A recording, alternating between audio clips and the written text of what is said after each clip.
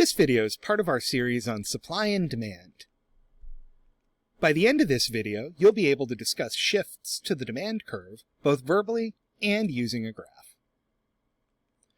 So we graphed this demand schedule in our earlier video.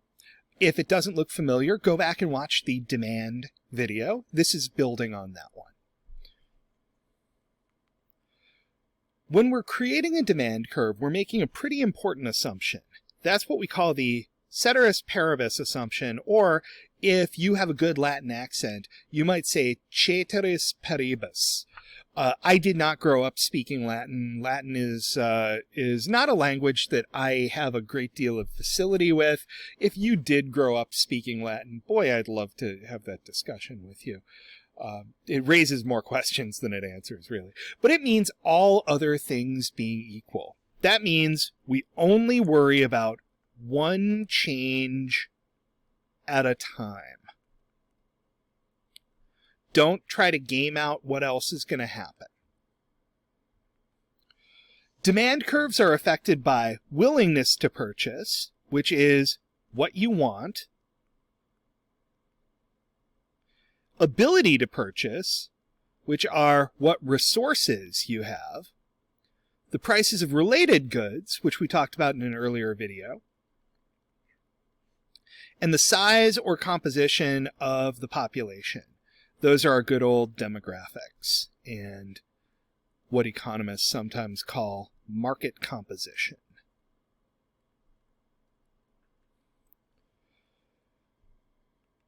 So let's take a look at one of our major factors, probably the most important factor in shifts in demand. That's going to be income, because when income changes, we're going to see some pretty big shifts to demand. At a price of $15, the quantity of widgets demanded is 40.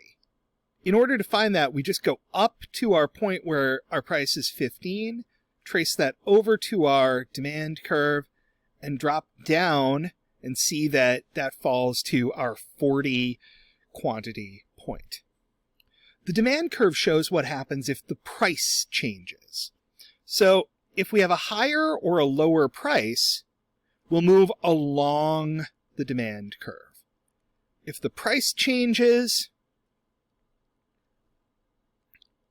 then you move along the curve. This is a change not in demand, but in quantity demanded. So if the price rises from $15 to $20, then we're going to see our new quantity at 20. So if the price rises to $20, our quantity demanded drops to 20. If the price drops maybe all the way down to $5, our quantity is going to rise to 80. So these factors are just showing what happens when only the price changes. So again, this is a change in quantity demanded. This is not a demand shift.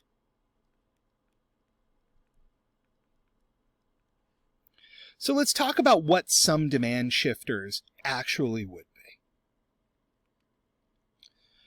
Let's say that everybody's income increases, at least on average. If the economy expands and increases lots of people's incomes, widgets become relatively more affordable. Each one is a smaller proportion of your income, so you can buy more of them. With widgets still 15, but higher incomes, the quantity demanded moves from 40, where it was, to 60, which is on our new curve. At every price, in fact, our quantity demanded increases. So as a result of the higher income levels, our demand curve is going to shift to the right. And we call that new demand curve D prime. It's D with a little apostrophe on it. It's a prime marker. It indicates that we're going to have an increase in demand. If maybe incomes decreased, we might see that our new zero price would be 15, and we might see a drop in quantity at every price. That would indicate what would happen if income decreased, and we'd see D double prime there. Right? So depending on what our shifter is and what direction the shift moves in, we can determine whether demand is going to increase or decrease. If it shifts to the right, there's an increase. If it shifts to the left, there's a decrease. Shifts in demand are going to happen when there's a change in an economic factor other than price. Remember, if price changes, we're going to get a shift in quantity demanded, but we're not going to get a shift in demand. So if only price changes, we're just going to move along the curve. But if anything else changes, we'll need to pick up our demand curve and move it either to the left or to the right. That's going to be maybe changes in taste or preference, changes in the composition of the population, changes in the price of related goods, we talked about those earlier, or changes in expectations about future prices. Remember that we talked a little bit about substitutes and complements earlier. So we saw those in an earlier video. Inferior goods are defined as goods whose demand decreases when a consumer's income increases. These are a little bit unusual. Think maybe ramen noodles, or think Natty Light. If you don't know what Natty Light is, send me an email. I'll be happy to explain it to you. Or Backwoods. Backwoods cigars are the inferior good. Now, these all happen to be, these two, Natty Light and Backwoods, happen to be low-quality versions of something, but inferior goods don't have to be a low-quality version of something. Normal goods, most goods, are goods where when your income goes up, your demand is also going to increase. So, thing to keep in mind here, unless you're told otherwise, assume goods are normal. So assume that if income increases, quantity demanded is going to go up at every price. You're going to see an increase in demand. There are 6 factors that are listed here. You might want to put these on a flashcard. All right. You've got tastes shifting. You have increase in the size of the market. You have changes in income. Prices of substitutes rising will increase demand. Prices of complements falling will increase demand. And future expectations of a higher price, right? Because if we expect the price to go up in the future, we're going to purchase more today. These are all summarized here.